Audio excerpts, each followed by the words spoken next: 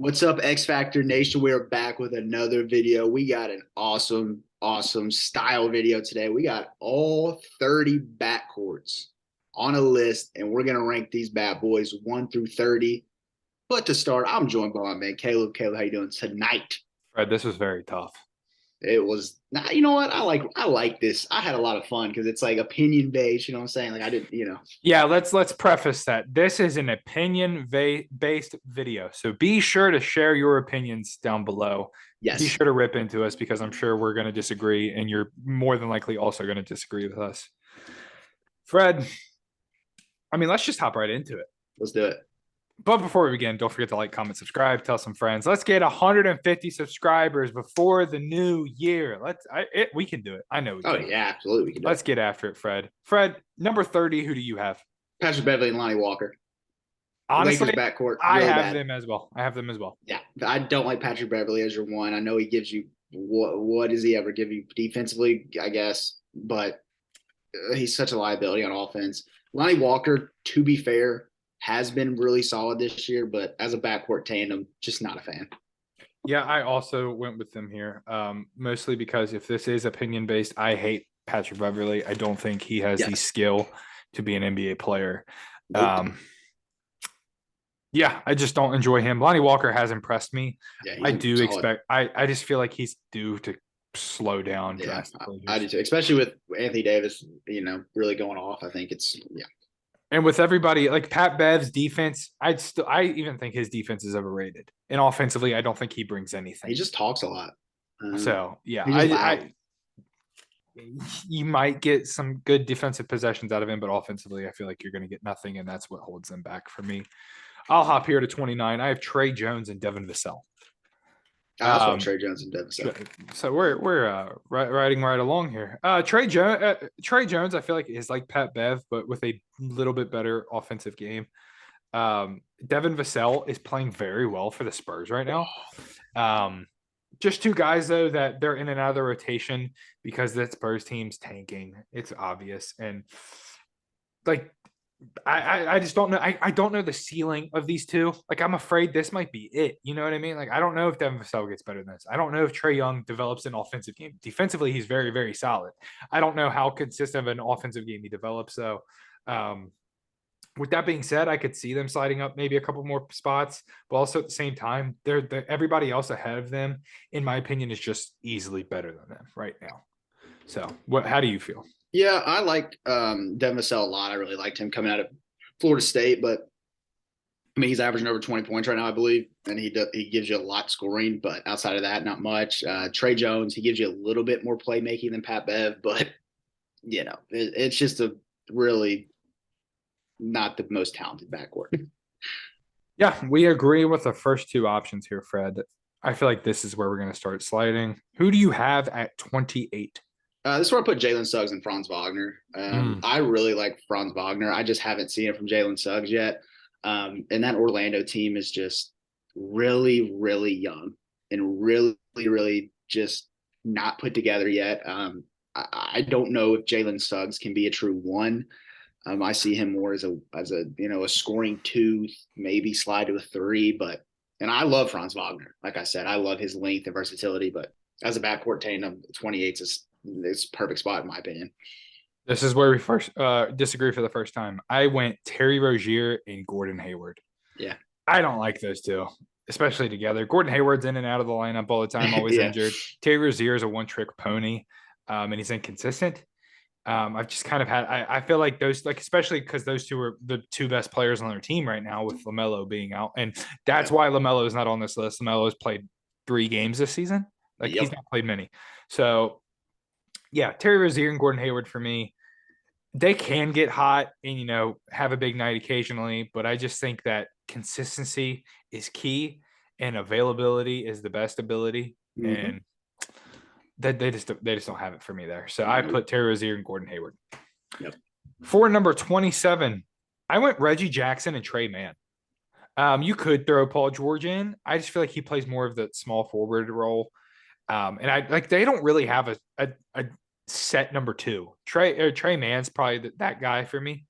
Is it Terrence Mann or Trey Mann? Terrence Mann. Terrence Mann. Okay, I was like, I was looking it up. I was like, wait, is it? No, I was like second guessing Trey myself. Man's OKC. Trey Man's okay. I was Yeah, literally I was watching the game the other day. Terrence Mann and Reggie Jackson. Like I was saying, they don't have like a real set two. I guess you could probably throw Paul George in there, but I don't know. Reggie Jackson up to this, he just has recently started playing very well. Was really quiet to start the year. yeah. Playing really bad. I mean, if this was last year, Reggie Jackson would be a lot higher. He was Yeah, he playing was phenomenal. balling. He started off so slow. Yeah, I put them here. I just because I like it, Reggie Jackson's probably not going to get much better, and Terrence Mann, he's only going to be able to do so much within that system, in my opinion. So that's Yeah. why I have them here. Yeah, 27. This is where I put Terry Rozier and Gordon Hayward. Just like what you said, just adding on. It's just so much inconsistency with those two, and Gordon Hayward's always injured. So, and Terry Rozier, Louisville kid, L's down, but he had like one good year in Boston, but Yeah, haven't seen much. So I just not an exciting backcourt at all. I would even have him probably in this range, even if LaMelo was healthy. that's interesting. Yeah, that's very interesting. The hype for LaMelo has really gone down with guys like Shea, guys like Tyrese Halliburton, De'Aaron Fox Yeah. playing a lot better. I think that's And they just need a two to complement him. Like those guys have a good two to complement them. yeah, that's very true. Fred, who do you have here at 26? This is where I put Jalen Green and Kevin Porter. Another really young backcourt. I don't. When I look at them, I think of two guys who kind of play selfish ball, in my opinion. I don't think this backcourt's going to work out long term. I think you need to pick Jalen Green and tell Kevin Porter to go punch salt, either on your bench or somewhere else. I think you stick with Jalen Green, but you find a facilitating one. I think Kevin Porter is good as a scorer, but I don't think together that'll give you a winning formula. That's why I have them here. I'm with you. I have them here as well. Scoring wise, they might be two of the top end in this list. Yeah. But overall, basketball wise, they don't impact winning. They don't impact anybody getting better. They go out there for their shots. Hey, I don't know. They're exciting to watch. As of recording this, they just beat the Suns. Good for them. I hit the over for them on the season just because I thought these two guys were going to have nights where they go crazy. They should, dude. But they have nights where they can't hit the broadside of the barn, and they're not going to stop shooting.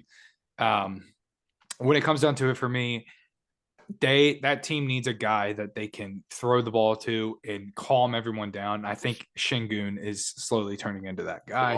Yeah. But yeah, these two, they're fun to watch at times. They're explosive, but that can also be their detriment. Mm-hmm. So I have them low here at 26. The highest I could ever see them going is maybe 15, maybe. Because I just don't know if those two, at least those two together, are never going to impact winning, Yeah. So 25, this is where I put Jalen Suggs and Franz Wagner. I really like those two. Jalen Suggs seems to have that clutch factor. Like I shouldn't say clutch factor, but he's willing to step up in the late game and be that guy. I think there's a spot for him in this league for a long time. The explosiveness, the athleticism, the skill, the size. And Franz Wagner, he's able to play 1 through 4, and especially with the guys that play within that starting five, Wendell Carter, Bol, and Paulo, he is the 2. And that's a scary sight because he's like 6'9", 6'10". He's very solid, very good. I like his game a lot. Both of them, I'm probably throwing in the fact that I see these two getting a lot better throughout the years together, and being able to complement each other because they can go get a bucket, they can set up each other, they can set up their teammates. I like their game. This is why I have them here at 25.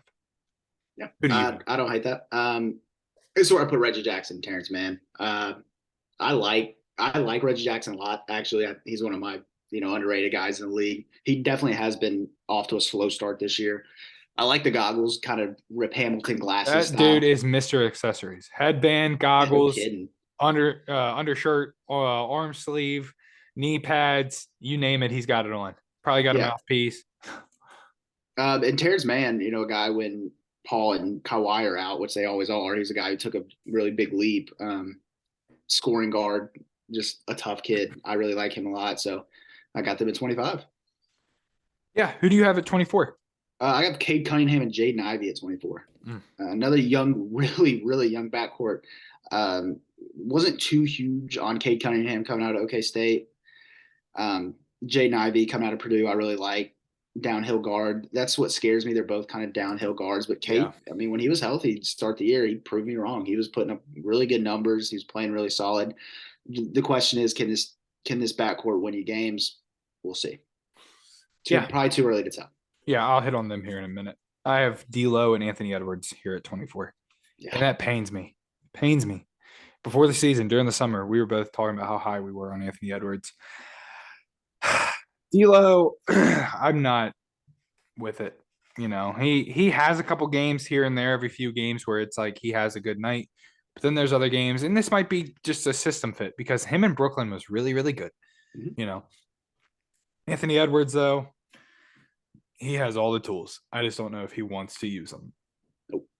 So that's my argument with them. I don't think either of them need basketball. Like I was really like, if you would have asked me if I had this planned out to do midway through the season or up to this point in the season during the summer, I would have thought I would have these two in the top 15 just because the breakout year I thought they should have had.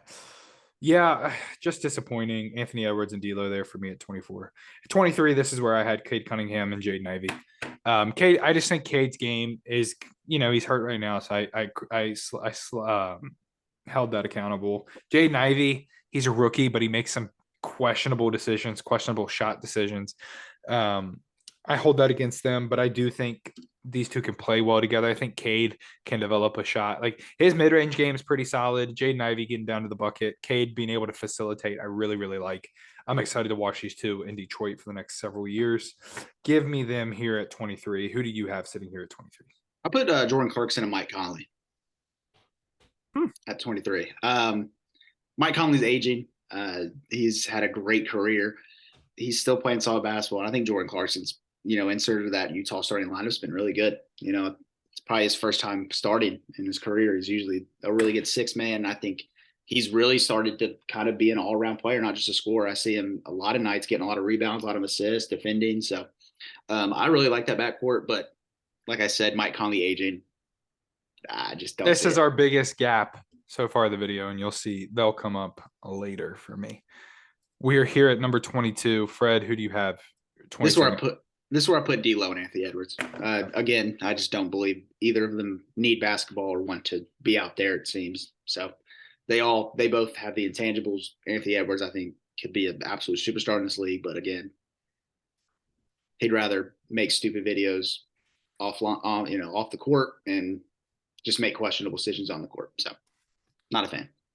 This is going to shock you. I just know it. I have 22, Jamal Murray and KCP. Jamal Murray coming off an injury, you have to hold it against him. He's been inconsistent up to this point. Not a crazy gap. I think it's understandable. I'm not going to hold that against him too much. KCP, like he's a solid defender, like ideal, probably 3 and D kind of guy. Mm-hmm. But he's inconsistent for me too. Really, really solid for the Lakers when they won the championship. The next year he was kind of quiet.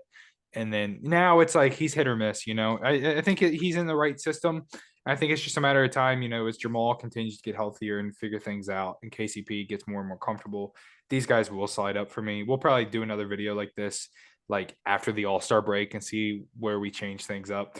But this is where I have them right now. I expect them to move up, but just right now, I just can't do it. I can't put them above anybody else. Right. 21. This one, I kind of surprised myself putting them here. I couldn't argue it. Fred VanVleet and Gary Trent Jr. Mm-hmm. Fred VanVleet is like, offensively, he's pretty solid. He shoots way too many questionable threes for me at times. I've never really enjoyed watching that Raptors team just because it's like stand around, one guy drive, if not shoot a three. Yeah. That's how it's been for years. And Gary Trent, I really like Gary Trent, but he's hit or miss. He's either going for 25, shooting 8 of 12 from 3, or he's going 6 from 1 of 11 from 3. There's no in between. Defensively, I don't know Fred VanVleet as a defensive kind of guy. He's 6 foot, but he is he's a starting point guard on a championship team, or starting 2 guard, I guess. But nonetheless, I have them here. It pains me. It kind of surprised myself, but 21, I have Fred VanVleet, Gary Trent Yeah, Jr. I don't hate it. For my 21, I had Zach LaVine and Ayo Dosunmu. Zach LaVine's been very disappointing this year, in my opinion. Ayo Dosunmu, I think he's a quality guard. I just don't think he's a starting one in this league. Want Lonzo healthy, then I'll move them up. But like I said, Zach LaVine's really struggled this year, and Chicago's been struggling. So I got them at 21. Fred, who do you have at 20? I put Kyrie Irving and Seth Curry. Kyrie Irving, we don't know what mentally he is from day to day. I think he's been playing well. Seth Curry, I know before his kind of outbreak game, he was really struggling to start the year. So I'm just not really sold on this backcourt, and you never know what's going through Kyrie's head. So I like Kyrie Irving, just off the court he has some issues. So I got them at 20. 20, I have Monty Morris and Bradley Beal. Mm-hmm. Bradley Beal, he's another guy. It's like one night he's going 35 points on like 12 of 23 shooting, very efficient. Yeah. Next night he's going 16 points, 4 of 15 from the field, struggling. Monty Morris is like, he's like, if we plan on doing a tier list of like point guards here soon, starting point guards, he'll probably be in the lower half, obviously. Not a bad guy, not a bad point guard, but ideally he's one you want to bring off your bench. Nothing stands out for me for those two right now, especially for everybody else that's ahead of them on my list. So I've got the Wizards backcourt there at 20. 19, this is where I had Zach LaVine and Ayo Dosunmu. Ayo Dosunmu, I like him. He's a gritty player, but he has a seventh man to come off the bench and provide really good energy. You know what I mean? I liked him his rookie year. He has to come in and start for them. It's unfortunate. And Zach LaVine, I'm just tired of seeing him in that Chicago system, I guess. I'm just kind of like, I used to love watching the Bulls. They were one of my league pass teams. Yep. I don't look forward to watching them anymore. I just, I think they got to make a coaching change. I think they're going to make a lot of changes, and I think we're very close to seeing it. Yep. But I have Zach LaVine and Ayo Dosunmu there at 19. Who do you have at 19? I got Monty Morris and Bradley Beal. I love Monty Morris coming out of Iowa State, and I thought he played really well off the bench in Denver. I think he's not one of those guys whose role I see more off the bench. Yeah. I don't really see him as a starting one in the league, but he's done pretty solid. But I got them at 19. Like you said, Bradley Beal could be inconsistent at times. At 18, I have the Knicks backcourt in Jalen Brunson and RJ Barrett. Mm-hmm. I really liked Jalen Brunson on the Mavs. I'm a little upset he left us. He's another guy. He's hit or miss, it seems like, One night he's going for 25. The next night he's going for 11. And RJ Barrett, if you guys watched our selling and buying of NBA stock, we're disappointed. I think I said I was still buying because I do believe that when Tibbs gets out of there. But right now, RJ Barrett is struggling. He couldn't hit the broadside of a barn if he tried. Right now I'm just holding that against him, and I'm holding consistency is key for me. These guys aren't very consistent. 19, I have the Knicks backcourt. Or is this 18? This is 18, right? Yeah. Mm-hmm. Fred, who you have at 18? This is where I put Fred VanVleet and Gary Trent. Like you said, Fred VanVleet can't guard, but I think he's a solid one in the league. More of a scorer, of course. Gary Trent Jr. can absolutely fill it up. He had 35 the other night. So I like Gary Trent. That's the thing with him, man. 35 one night, 11. He came off the bench. He's just random, So another inconsistent backcourt, in my opinion. That's why I got them at 18. Who do you have at 17? This is where I put Jamal Murray and KCP. Mm-hmm. Jamal Murray coming back from injury, like you said, and I like KCP. I think he's going to do a lot for them, especially in the playoffs. Just a vet defensive shooter. So I like that backcourt a lot. And of course, once Jamal Murray gets fully healthy, I think, and 50 games under his belt, I think he'll get back to that all-star performance. 17, I have Kyle Lowry and Tyler Hero. Kyle Lowry's old. And yes, he is. Plays a lot of minutes. Last time I looked, he's second in minutes played this season, which isn't, it shouldn't be that way. So I'm holding that he's probably going to start sitting soon. He's probably going to break down here soon. And Tyler Hero, he's not played a whole lot of games. No, he's been hurt. Yeah. So, I mean,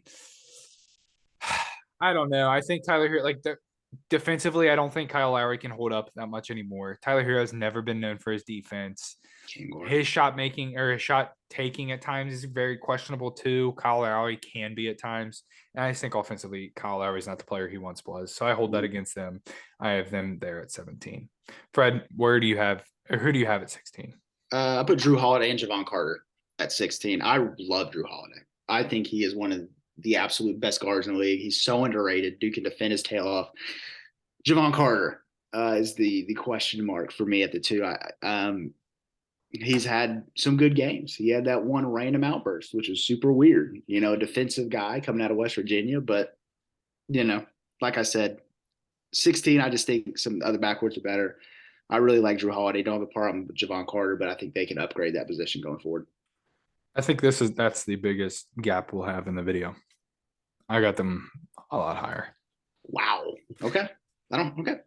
So that was 17. That was 16. Mm-hmm. Okay. My 16th is the Nets, Kyrie Irving, Seth Curry. Yeah. Yeah, we could get into it. Kyrie, when's he playing? Seth Curry, when's he not going to be hurt? Skill-wise, Kyrie Irving's still very, very, very, very good. Very good. Seth Curry is one of the best shooters. It's just you don't know when both those guys are going to be playing at the same time. You don't know when they're going to be healthy. You don't know when they're going to be on the court. I think if those two guys were healthy and just being able to play all the time, they'd be a lot higher. But you have to hold these kind of things against them. Kyrie Irving, Seth Curry there for me at 16. Fred, who do you have at 15? This is where I put the Knicks backcourt. I got Jalen Brunson, RJ Barrett. Like you said, inconsistency is so key with these two. I really like Jalen Brunson. I just don't think he was worth all that money. I don't think should be a number one option. Just a questionable decision, in my opinion. And RJ Barrett just hasn't lived up to that top 3 pick like I thought he would. And I don't think the Knicks are going to lead. I don't think either of these guys are going to lead Knicks to where they want to be. So I got them at 15. At 15, I have Jordan Clarkson and Mike Conley. I don't think people realize one of the big reasons for the Jazz success early on was Mike Conley. Mm-hmm. He was setting guys up. He was able to get his own bucket, but really wasn't having to. Just a guy that controlling that offense for them. And you've seen it with him going out. They've lost more and more games. Yeah. And Jordan Clarkson, I've always been hard on him. I thought he was kind of like a Jalen Green type where he's just going to throw his shots up. He don't care. Jordan Clarkson is playing very, very well. He's impacting the game. Offensively, he is taking his game to another level.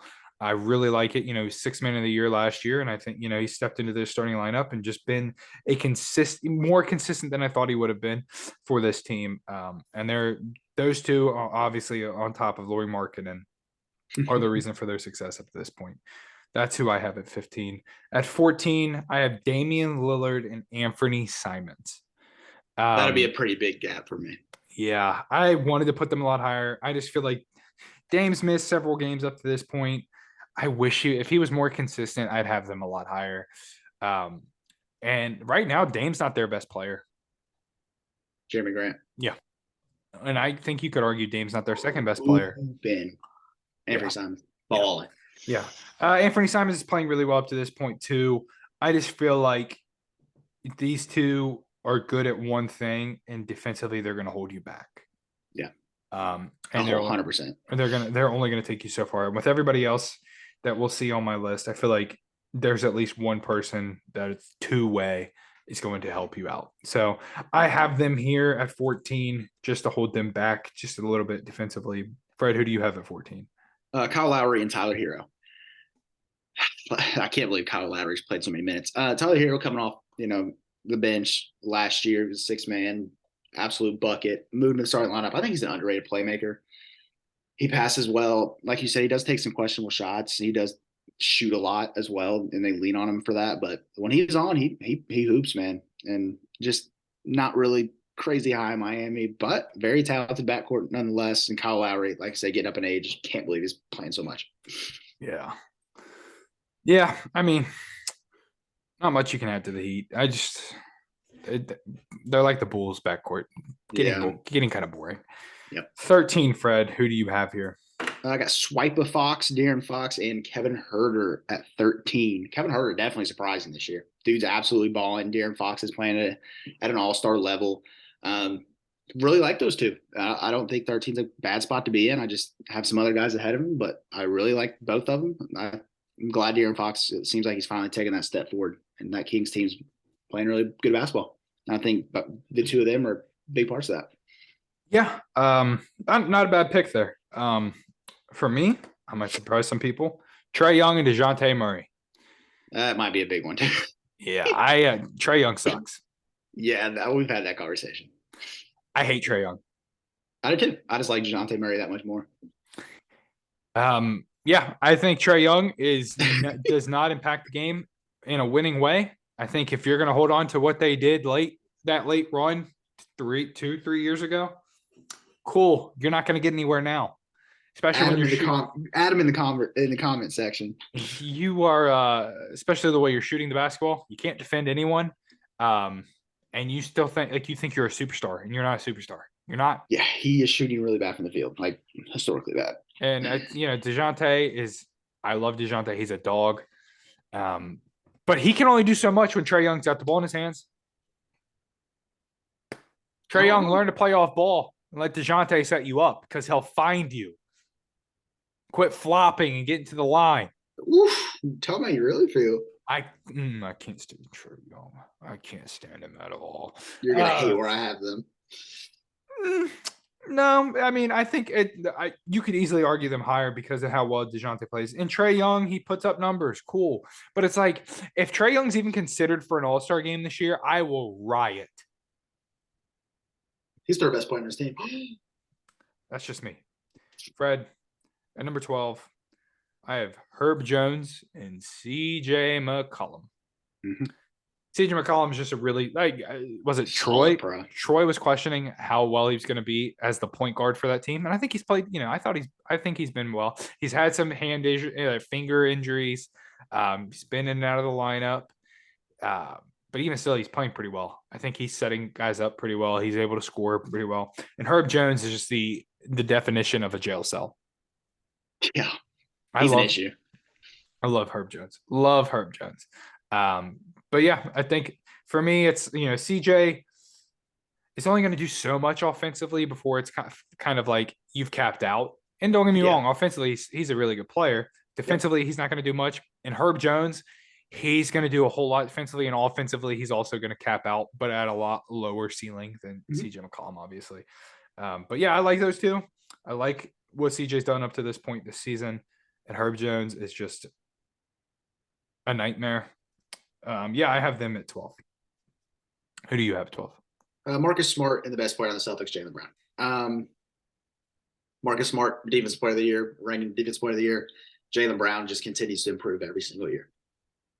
I think he's an absolute stud. I love what he brings you from every facet of the game. I'm pretty sure the smartest player in the NBA, IQ-wise. So he just does so much for you. I think he impacts the game, and I think they would really struggle without him. Yeah, I know you got a man crush on Jaylen Brown. Okay, man. I just think he's good, and you all made fun of my hot take. I was saying with how much you love hot. him, I'm surprised he's this low for you. Honestly, it's hard when there's so many good backcourts in front of him, in my opinion. Who do you have at 11? I got CJ McCollum and Herb Jones. I love Herb Jones. He gave Kentucky fits at Bama for 4 years. He just, like you said, he puts him in a bag. He just knows how to defend. He knows how to off ball defend. He knows how to defend on the ball. He gives you so much. He doesn't have to score the ball. CJ McCollum will do that for you. That's why this backcourt's at 11. Yeah, easy. For me, I have a squad that one guy's really shown it. The other guy shows glimpses, but these two are going to be very good for a lot of years. So I have Shai Gilgeous-Alexander and Josh Giddey. Shai, I got a man crush. I love that guy. How could you not, dude? Love that guy. Love that guy. I want his life. We want his life. Yeah, man. But Josh Giddey, I don't know. He puts up good numbers, but there's more I want to see out of him. I want to see him develop a consistent jump shot, but I think these two are going to be very good together for a long time. And Shai better be an all-star. So that's just me. I agree. At 10, I have James Harden and Tyrese Maxey. I think these two offensively are very, very solid. You know, they don't play particularly very well together. I think they're still trying to figure it out. That's why I have them so low. I think Tyrese is better a two-way guy than obviously James Harden is. A lot of people are. But I think offensively, these two are two of the best. We'll see on this list. That's why I have them here at 10. Yeah, I like that. I have SGA and Josh Giddey at 10. I really like, SGA's game. Absolute stud.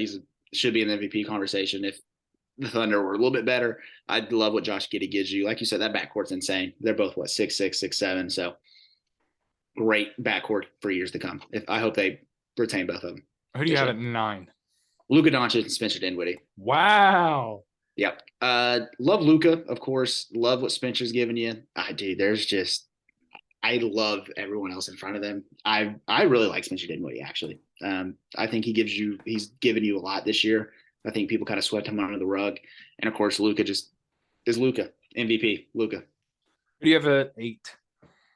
Tyrese Halliburton and Buddy Hield. Tyrese Halliburton is looking like a top 5 point guard. Or wait, did I didn't list my number 9, did I? Oh, no. Sorry, go ahead. No, that's on me. I have Tyrese Halliburton and Buddy Hield here. Okay, yeah, we can talk about it. Tyrese Halliburton is just a very, very, very good point guard. Buddy Hield, kind of, he's shooting pretty well, but I feel like there's nights where he's gonna miss out and Let me ask you a quick question. If Benedict Mathurin started instead of Buddy Hield, where would you put Tyrese Maxey and Benedict Mathurin? Would you keep him there? Or would you move him up? I feel like I'd keep them here. Okay. But yeah, I have them at 8. At 8, I have De'Aaron Fox and Kevin Huerter. De'Aaron Fox is a really good offensive player now. He's not just relying on his athleticism. He's really developed skills. Kevin Huerter's playing phenomenal, shooting really well for them, off ball, great presence. Yep. De'Aaron Fox, I think, is a better two-way player than people give him credit for. So that's who I have. Fast. Yeah. And number 7, I have Chris Paul and Devin Booker. I slight them here just because Chris Paul is in and out. Devin Booker is absolutely balling right now. So I should probably, I could easily move them up, and I kind of am regretting not moving them up. But I do hold the fact that Chris Paul is getting older. He's out, and I'm afraid he's going to get out. He's going to be out for a while. He might come back soon, but he's going to be out again. So that's who I have at 7. Who do you have at 7? I got Dame and Anthony Simons, man. I love Anthony Simons. I think that kid's going to be a stud in this league. Even when Dame, I think he takes over that Dame role, but them together is still just an absolute scoring threat. And of course, they can't guard, but they can put it in the bucket. And I think Anthony Simons, like I said, is going to be a really good pro. I'm going to surprise you here at 6. I have Drew Holiday and Javon Carter. Those two are defensive nightmares, both of them together. Oh, 100%. That's why. And I think Can't disagree. Outside of the Bucks, I think if you put Drew Holiday on another team, offensively, he'd be a lot better. I mean, offensively, he's still really good. But defensively, those two are scary together. And I wanted to give them the credit that they deserve, especially before Chris Middleton comes back. And you could probably still argue that Chris Middleton will be the 3. But I've really liked what I've seen out of those two offensively or defensively. And Drew Holiday, I think, is a lot better offensively than people give him credit for. And Drew Holiday is the best defensive one. Well, probably him and Marcus Smart. I think it's better Marcus Smart. Yeah, I mean, we've seen Javon Carter explode for big games too. So I had to give them credit there. Who do you have at 6? James Harden, Tyrese Maxey. I don't know why people hate on James Harden as much as they do. I'm a James Harden advocate. Yeah, he gets fouled a lot, but whatever. He manipulates the game. Cool. He's still, in my opinion, a Hall of Famer. He's done a lot. He can score. The same people hating on James Harden are the same people that like Trae Young. Exactly. He facilitates. James Harden's better than Trae Young, by a large margin. And Tyrese Maxey's taken a big step. I'm sad he got injured because he was balling. So I love that backcourt a lot. Who do you have at 5? Kim K and Kendall Jenner. I mean, Chris Paul and Devin Booker. What are you doing, Chris Paul? Devin Booker's on another level, and Chris Paul, he surprised me when he was healthy this year. I didn't think he was going to still play at such a high level. And I mean, not crazy like he was, but he was still doing his thing. So stick around to the X Factor Nation. We might do an all NBA Kardashian team. You never know. No kidding, dude. You can fill one. At 5, I have Klay Thompson and Steph Curry. Klay has struggled this year. Really bad. And Steph's playing the best basketball of his career. And I just the 4 other teams I have ahead of them, the two guys are more consistent than Klay Thompson will ever be up to this point. Yep. It sucks seeing Klay like this, but nonetheless, I had to slide him there. And Steph is balling. Steph's the god. So Yeah. I have Steph at 5. 4, this is where I put Luka and Spencer Dinwiddie. So Luka's doing his thing. Luka's very, very good. Why I have them higher than you is because Spencer Dinwiddie's still able to put up big scoring nights alongside Luka, which I think is important, And I don't think they're the necessarily reason that their team's struggling so bad. Mm-hmm. I don't think that they are a factor helping them, obviously, but they're not a factor killing them either. So this is why I put them at 4. Who do you have at 4? This is where I put Trae Young and DeJounte Murray. I just love DeJounte Murray so much. I think he gives you so much. And if Trae Young could just buy into a role, I think they can actually win some basketball games. Yeah, don't get me started on Trae Young. We might come out with a video just bashing Trae Young for I'd love minutes. To. Please do. I'd love it. Who do you have at 3, Fred? John Morant and Desmond Bane. Desmond Bane took a leap that I did not see coming.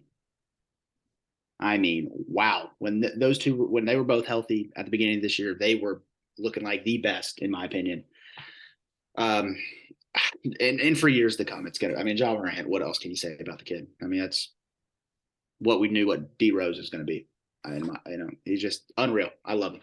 3 is where I had Marcus Smart and Jaylen Brown. And now you could argue it would be Derek White and Marcus Smart, but to start off the year, it was Jaylen Brown at the 2. Yeah. And Derek White just stepped in because they had injuries. But Jaylen Brown, very, very solid. If he's anywhere else, he's the guy. He's playing alongside a dude that pretty much plays the same position as him. Marcus Smart defensively is a hawk. So I had to give love to those two. Offensively, Jaylen Brown's taken a huge step in. Mm-hmm. Even I was watching highlights from his rookie year and just the leaps he's taken. He was making moves and raising up, but passing out of shots that now he's taking with ease. Yep. So the leaps he's taken offensively and defensively, I have him here at 3. At 2, I have Donovan Mitchell and Darius Garland. Those two explosive, fun athletes, fun offensive players. Donovan Mitchell is the guy for them offensively. And Darius Garland was that last year. I think now he's more comfortable being the facilitator, but also being able to go off he went off for 50 last week, didn't he? 2 weeks ago? Ball. Yeah. So, I mean, those two easily could be number 1. A lot of fun to watch. Just a great backcourt. I love them. Number 2 for me, though. Who's your number 2? I got Steph and Klay here. I just got to go with your bread and butter here. Steph Curry's playing that every year. He just gets better with age. It's weird. It's like we think we're going to see the best Steph, and then it's kind of LeBron effect. I don't know. He's just getting better and better, and you didn't. Yeah, it's like he learns something new every year. And Klay, and I know he's been so slow, but I mean he still gives you so much shooting. So I got them at 2. Comes down to this, Fred. Who's your number 1?